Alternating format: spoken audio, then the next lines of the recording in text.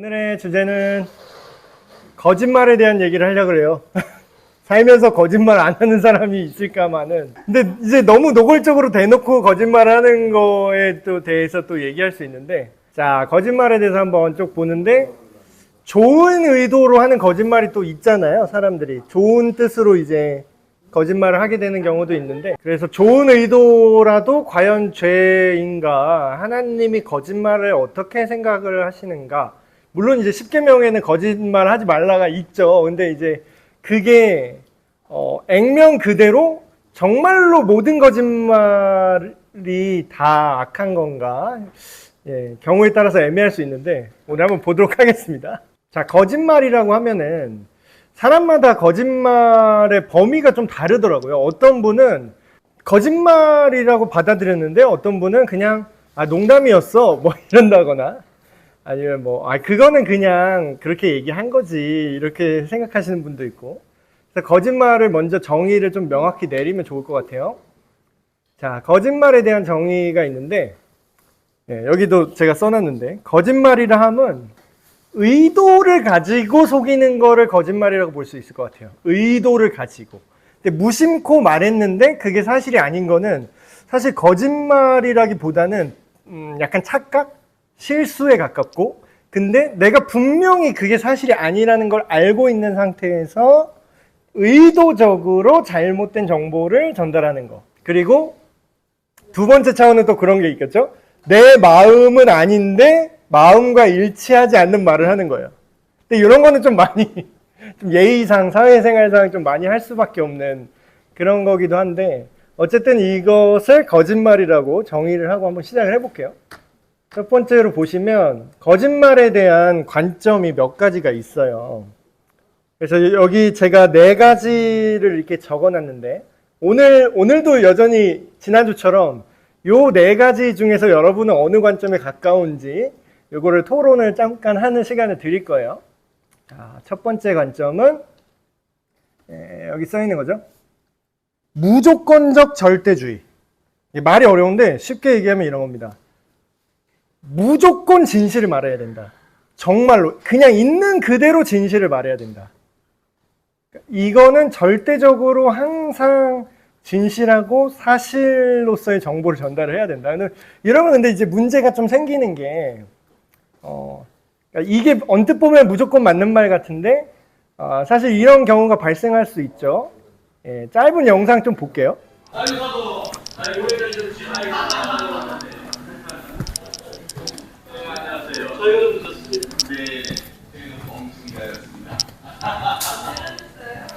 저희는 제 시간에 도착했는데 일부러 기선제압 한다고. 거짓말을 못 하는 거예요, 지금. 그쪽 집안 경호 없다고. 나나 중이 없어요.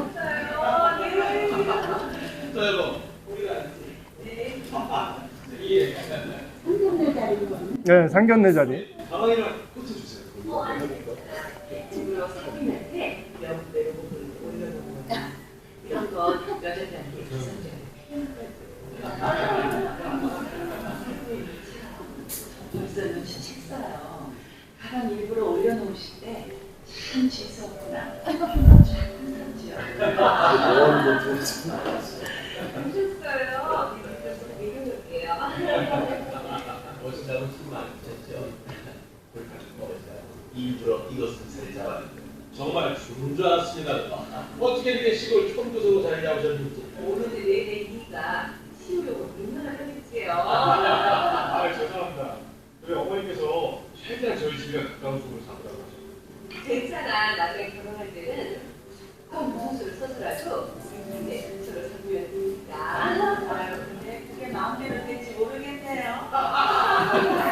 글쎄요. 네가 이기나 내가 이기나. 그럼 이제 중요하니까 이게 되게 길어서 좀 스킵해서 볼게요. 그래서 안 보시죠.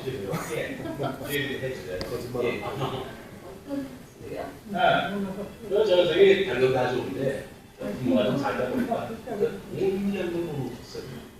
그래서 이런 식으로 내기로 경제적 자율성이 있어가지고 전체로 한 20평 정도 만들어주고 그 다음은 자기가 알아서 살아갈 겁니다. 그럼 안 되는데. 나 돈만 보고 결혼하는 건데. 걱정하지 마. 나를 저렇게 해도 아기 땡깡 두면은 저절로 돈 슬슬 나옵니다. 아유, 눈치는 좀 채고 계시네요. 그런 분적은 빈몸으로 시집 보내실 건가요? 이번에는 시어머니부터 일가 친척들 다 명품백 하나씩 누렸다더라. 예, 연주야. 듣고 있니? 죄송해요. 어머니 목소리 듣기 싫어서 잠깐 딴 생각했어요. 자, 이런 식이에요. 방금 보신 게 무조건적인 절대주의 윤리관입니다. 그러니까 무조건 진실만 말해라. 그러니까 약간 실제 삶에서 참 어려움이 많겠죠. 자, 두 번째 관점은 도덕률 폐기론이에요. 이건 뭐냐면 이게 저기 조커 그림이 있는데 거짓말 자체를 인정하지 않는 관점이에요. 그러니까 이런 분들도 있어요. 이게 소수긴 하지만. 그러니까 사회에 엄청난 무리를 일으키는 분이겠죠. 왜냐하면 이분들의 주장은 이런 겁니다. 거짓이라는 게 존재하지 않는다. 거짓이라는 건 존재하지 않고 그냥 힘 있는 놈이 진실을 만들어낸다. 그러니까 내가 힘세면 그건 없던 일로 할 수 있어. 그래서 진실이랑 거짓을 그런 구분하는 것 자체가 허상이야. 그냥 진실이라고 믿게끔 만들면 돼. 이런 관점이죠. 이게 되게 위험한 생각이죠. 예, 그런 걸 수도 있죠. 예. 그러니까 한 사람을 죽이면 살인자가 된다 그러고 한 민족을 죽이면 영웅이 된다고 그러잖아요. 이런 느낌이죠. 그러니까 이게 되게 어떻게 보면 맞는 말 같기도 해. 근데 그러니까 이게 되게 위험한 생각이에요. 두 번째 관점은 도덕 폐기론. 세 번째는 뭐냐? 일반주의라는 겁니다. 일반주의 윤리관은 뭐냐면요. 이게 아마 대다수의 사람들이 거짓말에 대해서 갖는 관점이거든요. 거짓말이 있긴 하지. 일반적으로 거짓말이 있긴 한데 사회적으로 그냥 통념상 우리가 사는 통념상 정해져 있는 진실과 거짓이 있어. 그런데 왜 일반주의냐면 여기 보시면 잘 보이실지 모르겠는데 어떤 상황에서는 그게 좋은 거예요. 근데 똑같은 행동을 하는데 어떤 상황에서는 우리 집 마당에는 안 돼.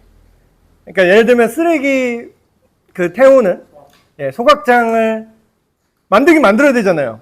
이 쓰레기가 포화 상태인데 만들어야 돼. 그럼 만드는 데는 찬성을 하는데 내 집 앞에는 안 되는 거야. 예, 그렇죠. 그런 느낌이죠. 쟤네 동네에서 하라는 거지. 그러니까 이런 것처럼 진실과 거짓이 있긴 있는데 나한테 거짓말하는 건 못 참는 거야. 근데 나는 할 수도 있다라는 이런 관점이죠.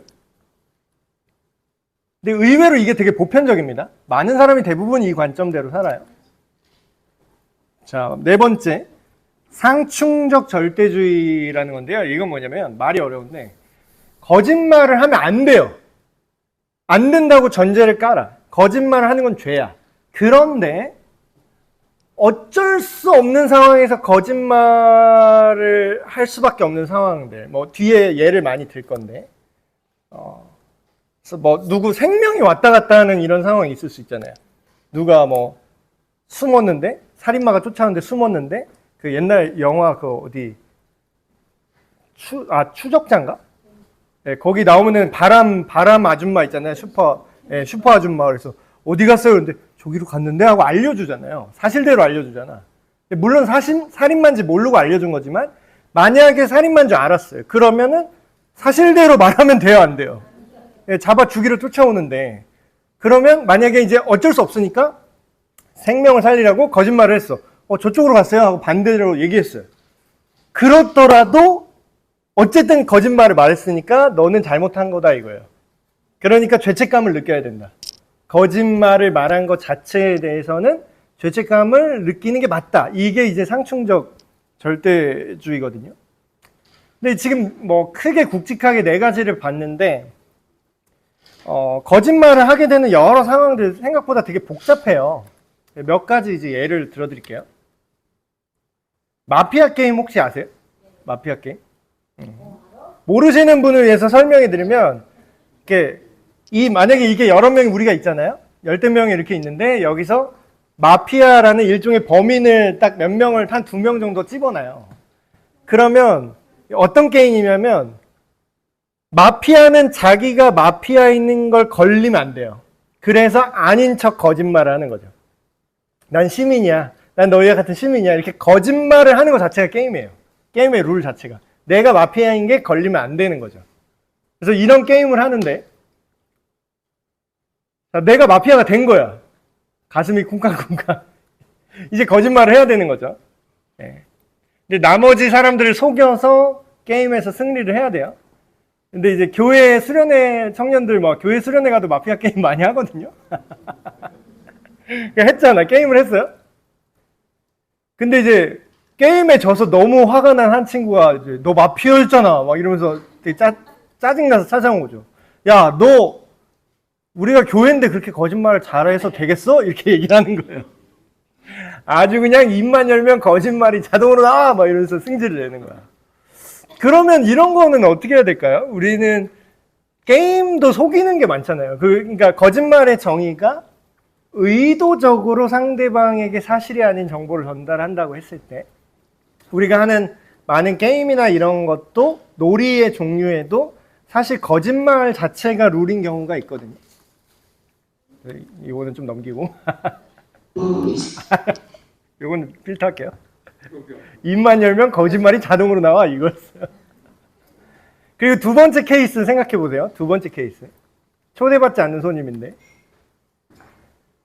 집안에 이제 있는 거예요. 가장이 있어요. 근데 내 자녀, 어린 자녀랑 아내랑 있는데 누가 막 살려달라고 문을 두드려요. 둥둥둥둥둥 둥둥둥둥. 문을 딱 열어봤는데 강도였던 거지. 이제 칼을 제 목에 딱 들이대고 문 열어 하고서 이제 집 안으로 이렇게 들어오는 거예요. 집 안으로 지금 칼 들이댄 상태에서 제가 이제 집 안으로 들어오는 거죠. 그 강도가 같이. 이제 가족을 지켜야 되잖아요, 저는. 여기서. 제가 가장인데. 그래서, 저기 옷장에 금반지 있어요. 제가 꺼내드릴게요. 그러는 거예요, 내가. 알았어요. 이렇게 꺼내드릴게요. 하고 옷장에 올라가서 했는데, 딱 야구바 따로 빡! 금반지라고 거짓말 해놓고, 예, 몽둥이 꺼내서 제가 제압을 했어요. 예. 그럼 이거 제가 거짓말한 거잖아요. 제가 거짓말한 거죠, 지금. 이 강도한테 거짓말한 거잖아, 어쨌든. 강도를 의도를 가지고 속인 거잖아요. 그러니까 성경에 내 이웃에게 거짓 증거하지 말라 그랬는데 이 범주를 어디까지 볼 거냐라는 거예요. 어디까지. 그리고 그 밖에 여러 가지 상황들 좀 몇 가지만 더 알려드리면, 자, 예를 들어 볼게요. 여러분이 토론할 때 생각해 보라고 여러 가지 케이스를 지금 말씀드리는 거예요. 경찰, 영화 그 무간도 이런 거 보셨나요? 무간도? 신세계 이런 거. 경찰인데 조폭 조직에 잠입 수사를 하기 위해서 내가 조폭 역할로 해서 들어간 거야. 조폭인 척 하는 거예요. 사실 나는 경찰인데. 그러면 이것도 의도를 갖고 지금 속이고 있잖아요. 그리고 전쟁 상황도 말할 것도 없죠. 전쟁에서 우리나라 이제 인천 상륙작전 할 때 어땠는지 아시나요, 혹시? 인천으로 들어오는 거를 모르게 하려고 엉뚱한 데에 약간 자살 특공대 같이 보냈어요, 먼저. 엉뚱한 섬에 상륙팀을 가짜로, 미끼. 그러니까 여기로 들어오는 것처럼 믿게 하려고 선발대를 엉뚱한 데로 보내고 진짜는 이거다 하고 인천 상륙작전 한 거거든요. 그럼 뭐예요? 거짓말이잖아. 이게 굳이 말하면 거짓말이잖아. 의도를 가지고 속인 거잖아요. 그리고 뭐 이영표 선수도 아시잖아요. 아니 이것도 되게 웃긴 거예요. 나는 일로 갈 것처럼 이렇게 하다가 이쪽으로 간다니까? 그럼 뭐예요? 이거는 말은 안 했는데 행동으로 속일 수 있죠, 이 사람을. 이것도 넓게 보면은 거짓말인 거잖아요. 그 농구 선수들 이렇게 슛하는 척하면서 이렇게 슛하는 척하면서 한번 이거 하면은 이게 거짓말이네. 갑자기 반바지 입으신 분 진짜 몰라가지고 아, 반바지 입고 왔대요. 사실은 입고 오고 싶었는데 예, 뭐 예배 시간도 아닌데 뭐 상관없지 않겠나요? 더운데? 그건 또 다른 논의로 봐지네요.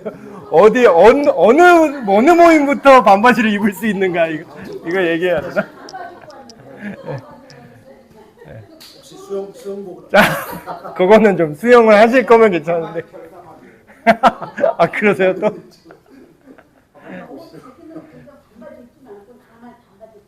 자, 그 논의는 또 너무 확장되니까. 자, 이런 상황에서, 그러니까 지금 되게 웃긴 예를 들었지만, 사실 의도를 가지고 상황을 통해서 사람을 속인다는 점에서는 똑같죠.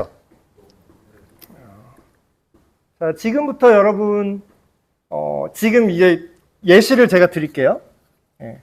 지난주처럼 제가 예시를 드릴 텐데, 첫 번째는 무조건 사실을 말한다. 무조건 사실만 말해야 된다. 거짓을 말하는 건 죄다. 절대 하면 안 된다. 그게 1번. 여기 적어놨어요, 중간에. 2번. 진실과 거짓은 의미가 없어. 그냥 그때그때 느낌대로 하면 돼. 나한테 이득되는 대로 하면 돼. 요거. 3번.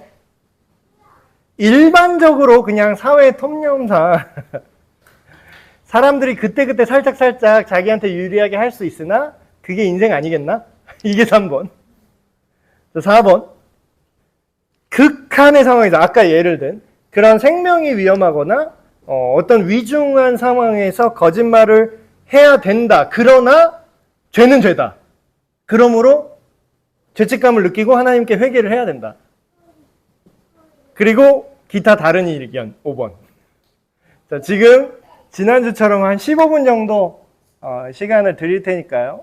예, 또 조별로 한번 여러분은 어떤 번호로 정하셔도 되고 아니면 여러분의 새로운 의견을 내셔도 됩니다.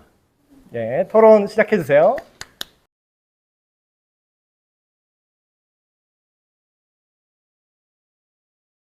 자, 이제 슬슬 의견을 좀 발표하실 분 정해 주세요. 발표하실 분. 아, 다 달라요? 그러면 한 분씩 일어나서 얘기하세요. 오늘도 마이크 드리겠습니다. 아니, 굳이 대표로 다 취합하지 않으셔도 돼요. 자, 1번, 그럼 1번부터 나올게요. 1번 의견이시다. 나는 1번에 가깝다. 1번을, 나는 1번을 수호하고 싶다. 연인 수업을 하십니다. 저는 1번을 선택했지만 이렇게 좀 여기 녹화에만 들어와요. 타당한 근거를 대긴 좀 어렵고 제가 생각했을 때 이런 마음가짐으로 살면 좀 삶이 좀 많이 안전하다. 이런 관점에서 좀 1번을 좀 주장하는 바입니다. 감사합니다. 아니, 근데 아까 막 추적자 칼 들고 와도 1번을 지키는 어렵지 않을까요? 자, 2번 의견 혹시 있으세요? 아, 이건 무서운 의견인데? 거의 조컷인데? 근데 이게 토론이 웃긴 게 2번을 되게 그럴듯하게 설득력 있게 말하는 사람도 있어요. 되게 그럴듯하게. 2번? 자, 그럼 다음 분 그냥 번호 상관없이 말씀하실 분. 자, 오늘 생일자인데 한번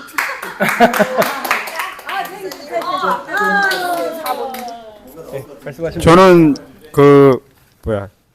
여러 가지 생각을 갖고 있는데요. 그래도 딱 간략하게 얘기하자면은 세상에 좋은 거짓말은 없고 거짓말은 나쁘다고 생각을 해요, 무조건. 근데 거기에서 용서가 되는 거짓말은 있다고 생각을 하거든요, 사실은. 저도 그 전에 뭐 이제 아시는 분들은 아시겠지만은 제가 되게 빡빡하게 살았던 사람이잖아요. 근데 조금 이제 뭐 시야도 조금 넓어지고 마음도 조금 넓어지면서 여러 가지 생각을 하게 되는데요. 이제 진짜로 그 전에는 목에 칼이 들어와도 죽어도 거짓말은 안 해 이러고 살아왔었는데 제 자신부터가 저 자신한테 조금 관대해지더라고요. 그러면서 조금은 유도리 있게, 그러니까 이제 조금 편하게 살자. 조금 느슨하게 살자. 누구는 그거를 거짓말이라고 하는데 어떻게 보면 융통성이라고. 네, 그러니까는 조금은 나도 편해지고 상대방도 편해진다면은 내가 조금은 둘러치고 맺히고 하면서 서로 편하다면 그게 좋은 게 아닐까 이제 그런 생각을 가지게 되거든요. 그래서 이제 그 4번이라고 하기에도 조금 그런데 그냥 아까 말씀드린 대로 거짓말을 안 하고 살 수도 없고 또 나쁘다고 생각은 하지만은 그래도 거기에서 용서가 된다. 용서가 되는 거짓말이 있고 그리고 만약에 거짓말을 했다 그러면은 내가 좀 찝찝하고 죄스러운 마음이 생긴다. 그럼 기도를 하고 하나님께 용서를 빌면 됩니다. 거짓말 한 당사자한테는 그러면은 얘기 안 하고요? 예, 해야죠. 네. 당연히 해야. 오케이. 그 당사자한테도 네 사실 이러이러해서 그때 내가 거짓말해서 미안해. 이렇게 거짓말했어. 그때 사실 내가 거짓말이었어. 이거. 네가 마음이 얼마나 아팠겠어. 내가 거기에서 너 안 이뻐 그랬으면은 네 말인지 안 믿어보고 나중에 돈이라도 주면서 얘기해. 그런 대로 살아 이제 미안해. 그래. 네. 예, 제 생각은 이렇습니다. 4번에 가까우시대요. 정확히 4번은 아닌데 4번에 가까운 의견. 자, 또 다른 의견 뭐 이런 이야기가 있었다. 케이스를 얘기하셔도 되고. 좋습니다. 일단 저는 3번이고 3번. 저도 지사님이 말하신 것처럼 그 좋은 거짓말은 있다고 못 보는데 그래도 상황에 따라서 거짓말이 될 수는 있다라고 보는 편이고 거짓말이 엄청 마냥 나쁘다고 보기보다는 상황에 맞게 그분에게 뭐 사죄하고 죄송하면서 그래도 쓸 때만큼 써야 되지 않을까. 예를 들면은 안 예쁜데 오늘 예쁘시네요. 뭐 이 정도. 사람이 한 40명 있는데 가운데에서 거기서 안 이쁘다고 말하면 그러니까. 뭐가 되나. 아, 그럴 수 있겠다. 사실 적시 명예훼손이 될 수. 그럴 수도 있고. 그게 그 말이 너무 슬프지 않아요? 사실 적시 명예훼손이. 저는 저의 뭐 사실을 말했다고 그게 명예를 훼손한다는 거지. 저의 의견은 그렇고 장로님 의견. 우리 장로님 재밌네. 저는 3번으로 하겠습니다. 이거 거짓말 아니시죠? 요 3번을 보면은 우리가 일상적으로 세상을 살면서 뻥 안 친 사람 없어요. 뻥 안 친 사람은 내가 한국은행에다 전화해갖고 한 1억을 보내줄 거라고 생각해요.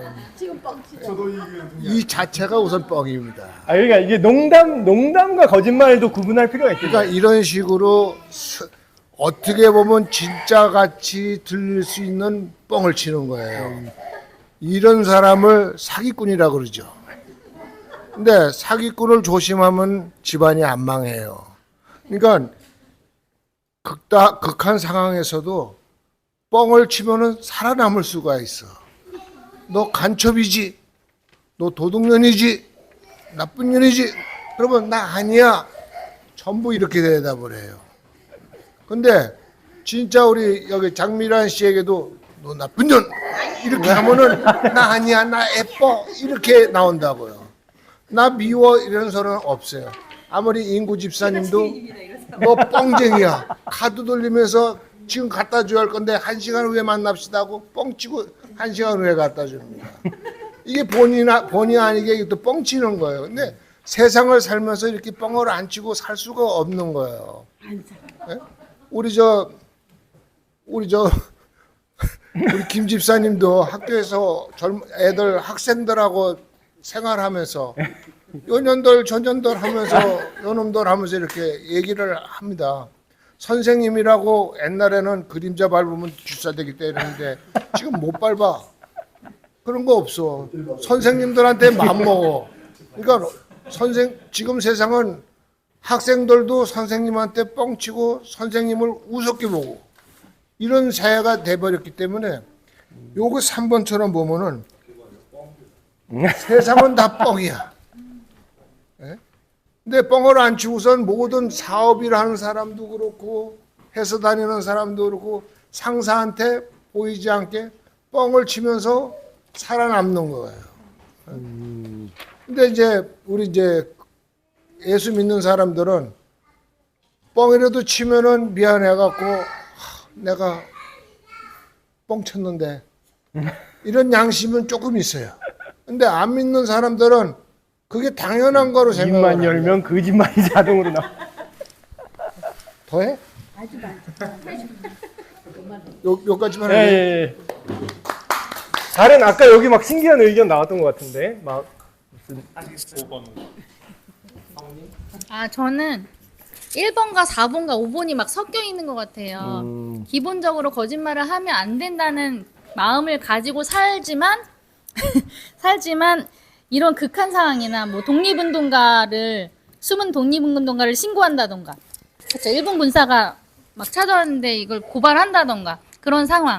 그리고 정말 못난 사람인데 나 오늘 나 너무 못생겼지. 근데 진짜 못생겼는데 아니야 예뻐 이런 거 있잖아요. 근데 그거는 생각이잖아요. 객관적인 사실이 아니라 생각들은. 아, 그렇지. 내 느낌일 수 있지. 느낌은 굳이 거짓말이라고 보기가 어려울 것 같고, 그리고 거짓말을 하더라도 의도가 나쁘거나 나한테 이득이 돼서 하는 거짓말은 안 되고, 의도가 선한 거짓말은, 그러니까 4번이 제가 아닌 이유는 앞에는 맞는 것 같거든요. 근데 거짓 자체가 나쁘니까 죄책감을 가져야 되는 데서 동의할 수가 없는 너 거예요. 오늘 예뻐 그랬는데 집에 가서 회개기도 그러니까 하고 그런 이런, 부분은 이런 것까지 없다 이거죠.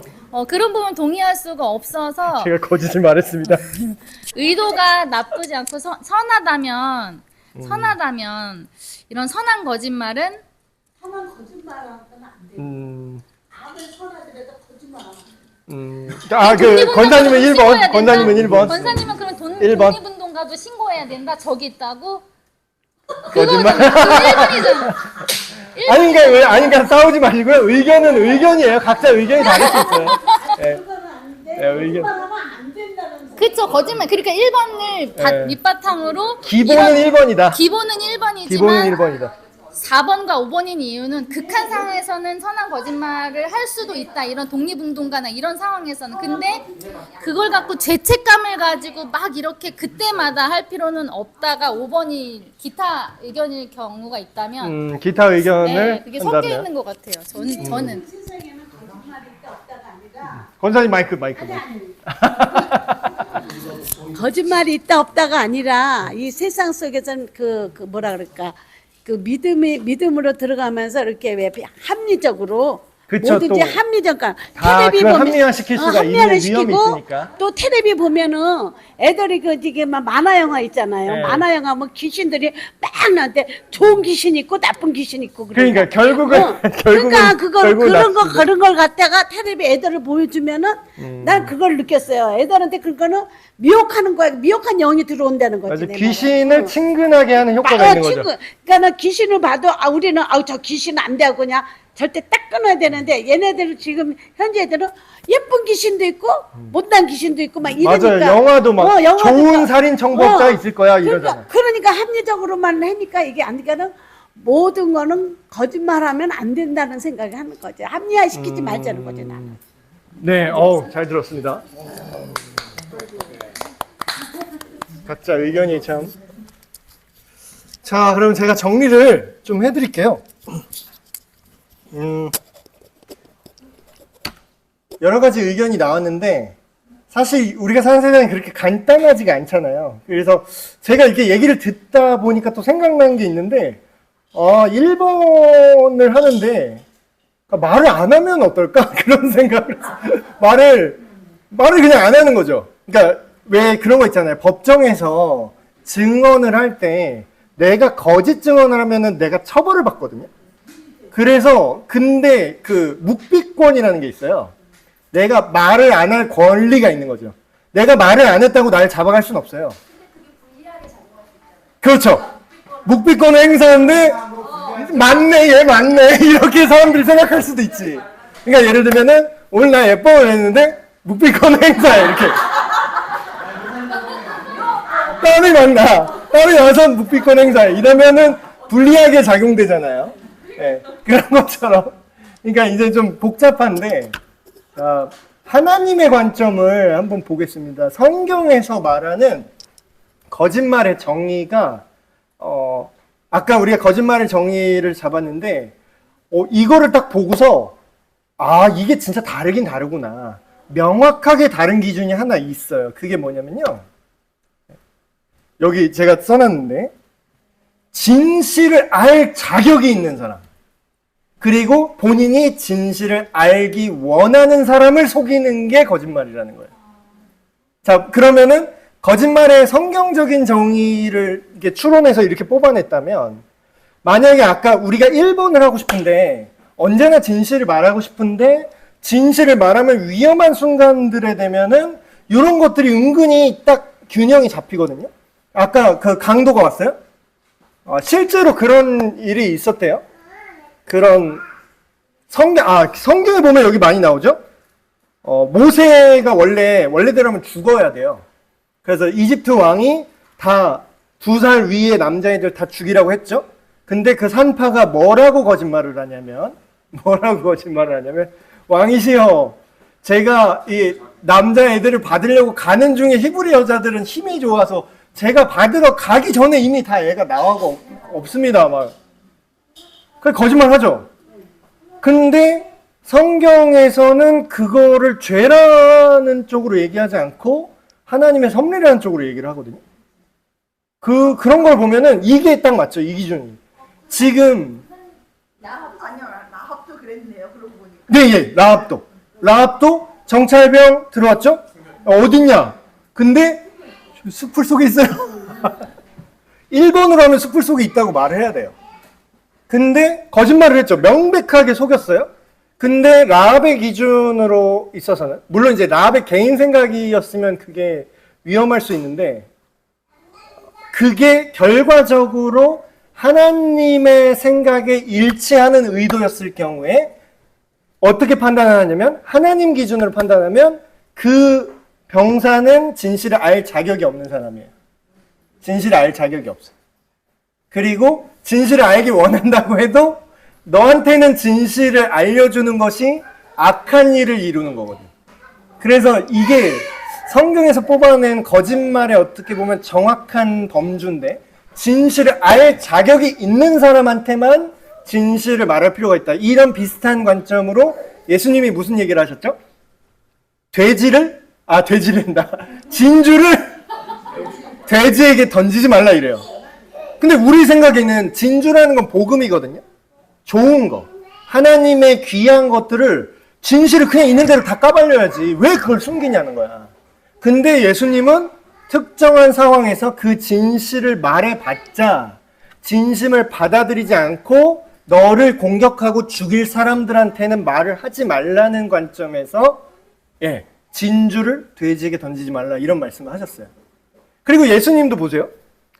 아까 뭐 비둘기같이 순결하고 뱀같이 지혜로우라 하는데, 예수님이 하신 거짓말은 아닌데 어떻게 보면 거짓말이라고 볼 수 있는 그 애매한 선을 타셨어요. 예수님이. 대표적인 게, 예수님을 이제 이렇게 매기려고 하는 거죠. 예수님을 이제 곤란하게 하려고, 저 여기 세금 가이사한테 내야 돼요? 말아야 돼요? 이렇게 물어보죠. 거기서 예수님이 솔직하게 1번대로 얘기하면 어떻게 얘기해야 되냐면, 내지 마, 이게 맞아요. 낼 필요가 없어. 왜냐고, 내가 더 높거든. 내가 우주의 왕인데 내가 왜 걔한테 세금을 내? 내지 마, 이게 1번이죠. 근데 예수님이 그게 진실인데 그렇게 얘기를 안 하세요. 어떻게 얘기하시냐면, 하나님의 것은 하나님에게, 가이사의 것은 가이사에게. 그러니까 그거를 걸려들 줄 알았는데 뭐야 얘, 다 맞는 얘기를 하셨어요. 둘 다 맞는 얘기를 하셨어요. 근데 그게 거짓말일 수 있어요? 가이사 건 아무것도 없거든요. 원래대로 하면, 정말 진실로 하면 다 모든 것이 하나님 거니까. 근데 가이사의 것을 가이사에게 줘라라는 게 또 거짓말이 아닐 수가 있어요. 왜냐하면 지금은 가이사가 다스리는 권한을 하나님이 주셨으니까. 그러니까 그 말이 둘 다 맞아요. 가이사 걸 가이사에게 줘라. 그러니까 이게 진실과 거짓을 우리가 생각하는 것처럼 그렇게 무식하게 적용하지 않고도 지혜롭게 진실을 이야기할 수 있는 방법이 있다라는 거죠. 보시면, 네. 성경에서 말하는 거를 차등적 절대주의라고 이제 뽑아봤어요. 명칭을. 근데 왜 차등적 절대주의냐? 아까 4번 보셨죠? 거짓말을 해서는 안 되는데 특정한 상황에서 거짓말을 했어요. 그러면 그래도 좋은 의도라도 그건 죄다. 회개해야 된다. 그게 4번이었잖아요. 근데 차등적 절대주의는 뭐냐면 좋은 의도, 여기서 말하는 좋은 의도는 내 생각에 좋은 의도가 아니에요. 하나님의 법이에요. 하나님의 법에 비추었을 때 이게 알 필요가 없는 자에게는 진실을 말할 필요가 없다는 거죠. 그러니까 절대적으로 거짓말을 말하면 안 되지만 절대적인 기준에 있어서는 차등적으로 적용할 수 있다. 이게 이제 성경이 말하는 그런 거짓말에 대한 관점이거든요. 한번 보세요.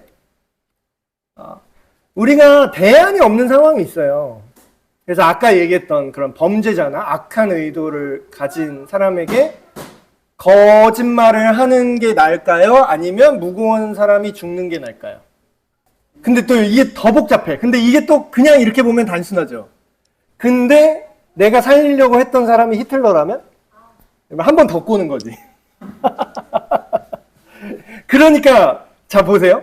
우리가 아까 사모님이 좋은 얘기를 해주셨는데 요게 차등적 절대주의가 성경에서 말하는 거예요. 성경에서 말하는 건 거짓말 때때로 특정한 상황에서 거짓말을 해도 하나님의 뜻일 경우가 있다라고 얘기하거든요. 근데 문제는 뭐냐면 우리가 그걸 어떻게 판단할 거냐라는 거예요. 그걸 어떻게 판단할 거야? 이게 하나님이 기뻐하는 그 상황인지 아닌지. 아까 권사님이 좋은 얘기 해주셨는데 하나님의 뜻대로 하면은 그 우선순위 바꾸는 거 맞아요. 거짓말 해도 돼. 근데 그것도 인간은 합리화할 수가 있다는 거예요. 교회에서 이게 좀 창피한 얘기지만 교회에서 총회 같은 거 열잖아요. 그럼 거기서 앉아 있는 사람들 예수님 믿는 사람 안 믿는 사람 없어요. 다 예수님 믿는 사람이야. 근데 서로 머리끄댕이 잡고 막 가스총 꺼내고 막 난리나 욕하고 막 난리나. 왜 그래요? 다 자기가 하나님 뜻이래. 다 자기가 하나님 뜻이래.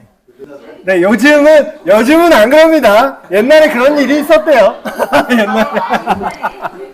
그러니까 뭔 얘기하다 여기까지 왔냐면 다 자기는 하나님 뜻이라는 거야. 예. 그러니까 인간이 그렇게 악하기 때문에 우리가 섣부르게 아까 되게 좋은 태도가 나왔어요. 1번으로 하고 싶다라는 게 사실 되게 좋은 태도예요. 물론 이런 어려운 상황들이 있어서 1번을 있는 그대로 다 진실을 말할 수 없는 상황이 있어요. 그렇지만 그럼에도 불구하고 항상 진실을 사랑하는 그 중심이 있어야 되는 거예요.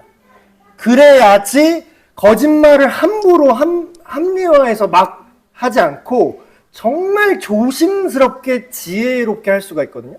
그러니까 이 예를 하나만 들면은 옛날에 초대교회 때 그 교부들 있었어요. 제자들 바로 다음 분들. 예수님 제자들 바로 다음, 속사도 바로 다음 분들. 그 사람들이 얼마나 거짓말을 안 하려고 노력을 했냐면요.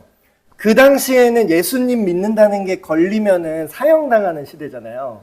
그래서 이제 그 그러니까 교회 지도자분이 도망을 가고 있었어요. 도망을 가고 있었는데 그 로마 군인이 쫓아온 거예요. 쫓아와서 이제 여기 예를 들면은 여기 에베네셀 교회 여기 담임 목사 지금 도망갔다 오는데 저기 앞으로 간다 그랬는데 혹시 못 봤어요? 이렇게 물어보는 거야. 나한테. 그래가지고 그분이 근데 거짓을 말하기가 너무 싫은 거예요. 이분이. 항상 하나님 앞에 진실해야 돼. 그래서 이분이 되게 지혜롭게 얘기를 했어요.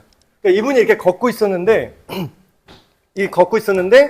이게 로마 군인이 이쯤에서 얘기를 한 거예요. 그래서 뒤돌아서 이렇게 얘기를 했대요. 지금 당신 앞에 가고 있으니까 잡으세요. 그랬대요. 그렇군요. 하고 이렇게 가는 거야.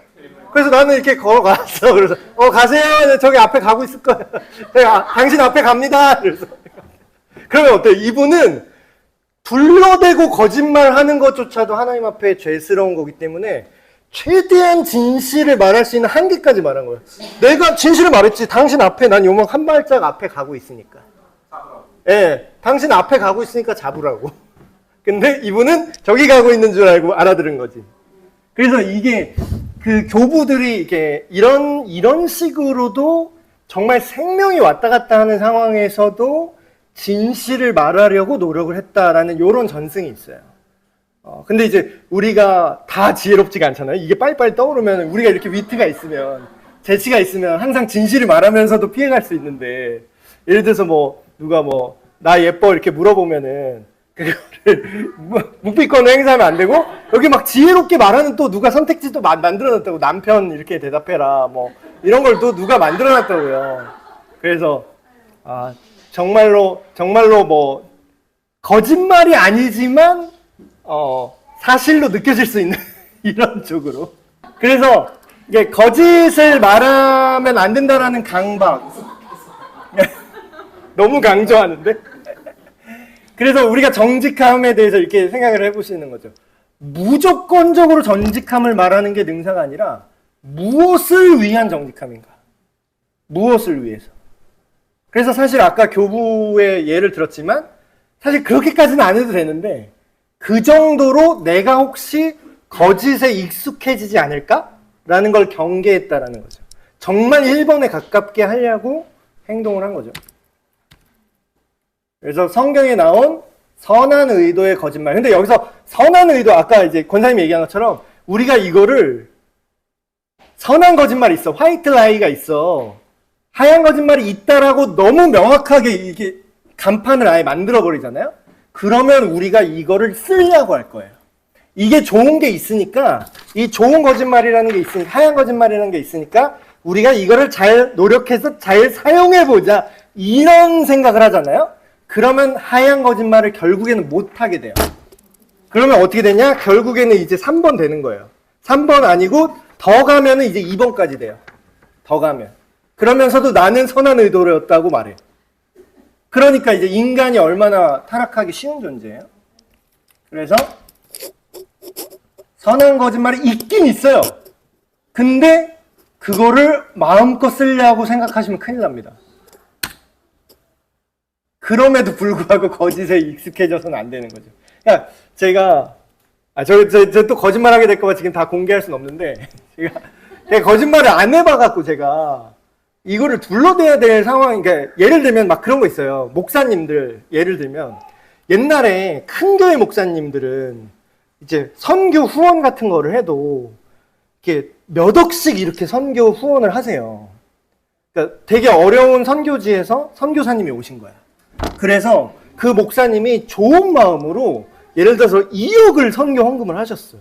2억을 하셨는데 문제가 생겼어요. 뭐가 문제가 생겼냐면, 이게 현금 영수 처리를 할 수 없는 선교지야. 예를 들면은 공식적으로 말할 수 없는 선교지 있잖아요. 그러니까 얘는 특수요원 같은 거예요. 특수요원인데 내가 예를 들어 국정원이야. 국정원 요원인데 너 몇 시부터 어디까지, 어디서 뭐 했어? 빨리 말해, 여보. 그러면은 말을 하면 안 되는 거야, 이거는. 말을 할 수가 없어. 근데, 그러니까 이걸 나는 선교 헌금을 했는데 증빙이 안 되는 거야. 그러면 어떻게 돼요? 이 교회가 큰 교회잖아요? 목사님 횡령했다 이거야. 반대파가 항상 있잖아, 큰 교회들은.